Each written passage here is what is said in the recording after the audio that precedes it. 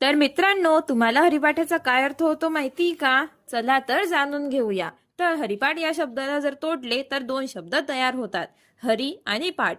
तर मित्रांनो, हरी म्हणजे कृष्ण आणि पाठ म्हणजे अभ्यास, आणि हरिपाठ म्हणजे हरिनामाच्या महिम्याचं स्मरण. संत ज्ञानेश्वर माऊली यांनी हरिपाठ रचला, अभंगाची रचना केली. या अभंगाचे रोज पठण करणे म्हणजे हरिपाठ करणे असे होते.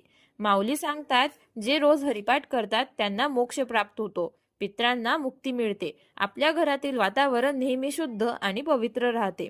आपण रोज हरीचे म्हणजेच कृष्णाचे नाव घ्यायला पाहिजे. आपल्या मनी किंवा ओठावर देवाचे नाव असले पाहिजे. यासाठी सुद्धा ज्ञानेश्वर माऊलींनी हरिपाठाची रचना केली असावी. तर मित्रांनो, मी लवकरच तुमच्यासाठी हरिपाठातील अभंगाचे अर्थ यूट्यूबवरती घेऊन येत आहे. तर तुम्हाला हरिपाठाच्या अभंगाचे अर्थ जाणून घ्यायला आवडतील का?